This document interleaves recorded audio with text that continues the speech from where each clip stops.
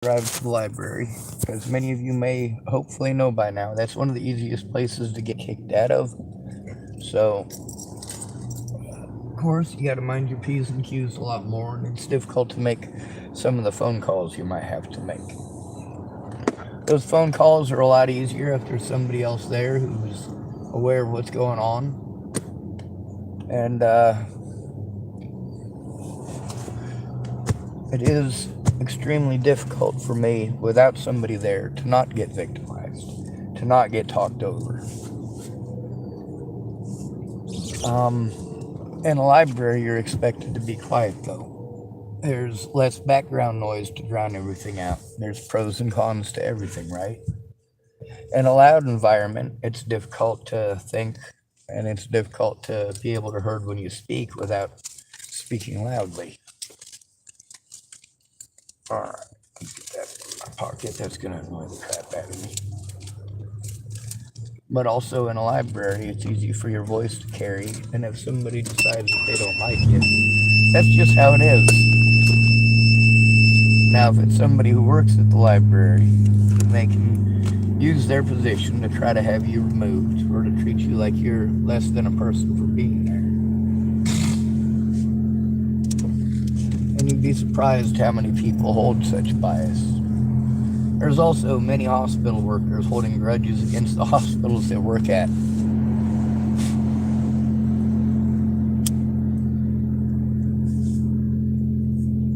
They work at the hospital as nurses, but can't afford to go to the hospital they work at with their insurance. They know that if their kids end up with any number of illnesses, that their insurance isn't even going to cover it. They make too much as nurses, but there's also the cost of living. You say, if you're too broke, you should move somewhere where it's cheaper. It costs money to move, and if it's cheaper, there's a reason. Less opportunity. Of course, if you're in one of those areas, then people tell you need to move somewhere where there's more opportunity. It's always move, move, move, move, move. The grass is greener on the other side mentality. And that's your solutions for everything, is to tell people to go somewhere else. Oh, shit, I am having problems seeing out that window, and I don't want to run anybody over, so I'm backing out slowly.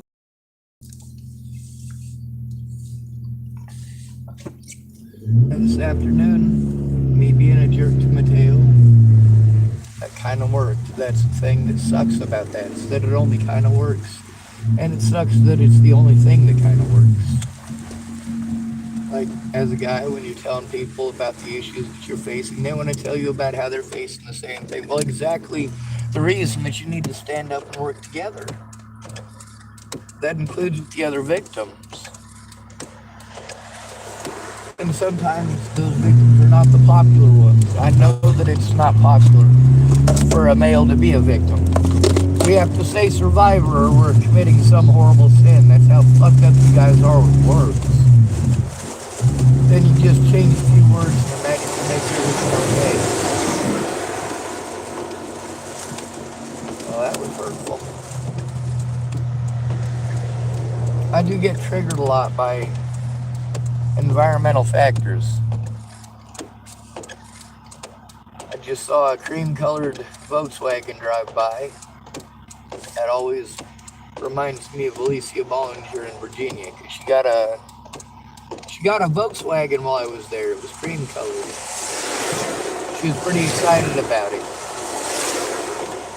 On my birthday, we drove my car. Well, she drove my car. She was pretty insistent that she be allowed to drive, so she got to drive.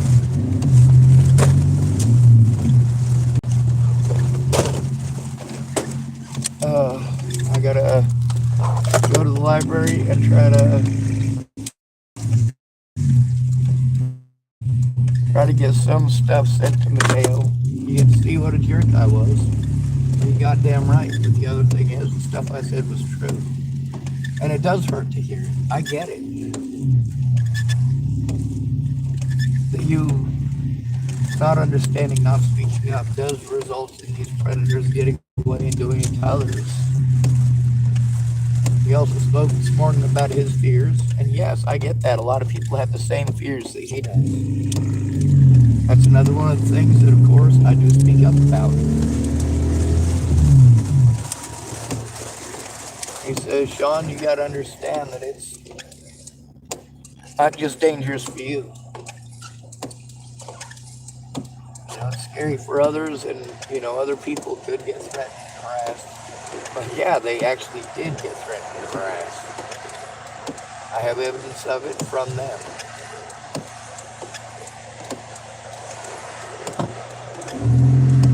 He said he's seen a bit of it. I don't know how true that is. A lot of people told me they looked at evidence and it turned out they hadn't. He's going to try to, write a statement and send it to my email. That way I have a copy of it. And that was the point of getting those before from people, is so that I would at least have a copy of it in case something happened to them. And also in case the cops didn't want to listen. In case they tried pulling BS that they did, there's at least evidence of the witnesses, but people needed to look at it. My public defenders needed to do their actual job and look at evidence and call these people.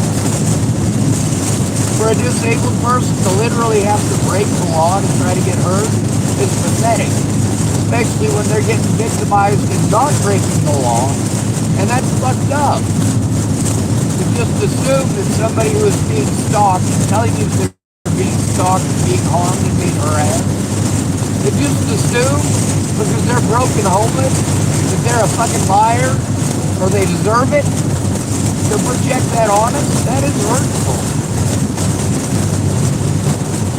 Now Mateo and Jared, they both have a good understanding, at least in part. Now Mateo has not always had his family there to help him. And Jared, for most of the part, they are there for him, but they're not ready to. You got to hear Jason say it. My frustration with them, or with them not understanding how desperate a situation it really is. How often I'm really harmed, and how when I stopped going to them for help, they weren't helping. They weren't understanding the most simple part of it. Without a friend or family member to help me to turn it in, I have to take it for the rest of my life. And this isn't the life. It prevents me from being able to go see them.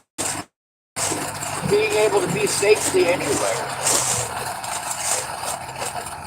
And all based on gender bias, which is stupid. I didn't ask to be born with the parts that I was born with, any more than I asked to be born not pretty. Any more than I asked did I ask to be born a man? No, I didn't. And I wasn't born a man. I was born a human, a child. At that point, there shouldn't have been any gender bias there, but there was. Do you know why? My body, my choice, but how much choice did I have in having my genitalia mutilated? None. That didn't get to be a choice. I wasn't old enough to consent.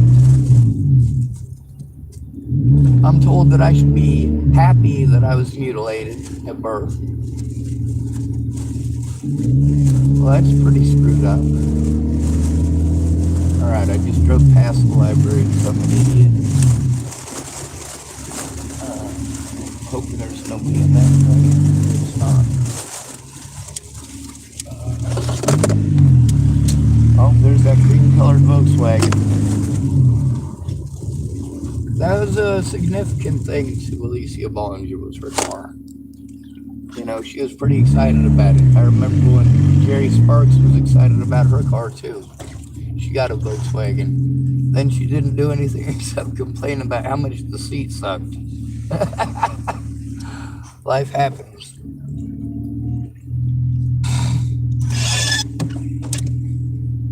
The thing is, I wasn't negative through all of this. Through all of this, I have been positive because I know what it takes to change this and to stop this, to prevent this from happening to others. Because I have years of experience.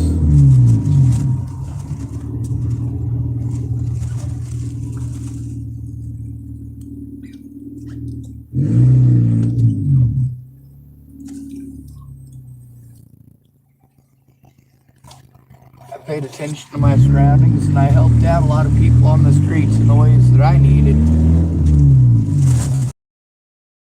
I wanted to argue. That doesn't help anybody. They wanted to argue. When somebody's being victimized and they come to you for help, the last thing they need is for you to fucking argue with them and try to fucking tear apart everything they're saying with fucking excuses. It's hurtful.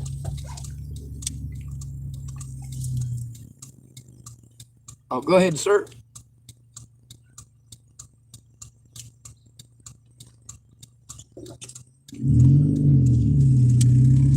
Anyway, I'm finally at the library. I hope I don't have one of those folks trying to pull the same crap they did before, because that stuff sucks. I don't like having my life threatened. Who would? I can't see the line. Quite a ways that way. Barely any line there.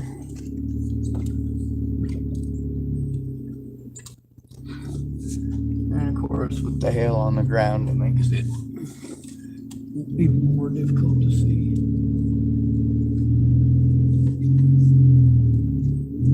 Alright, there we go. I'm at the library. End the video here. And, get back to business.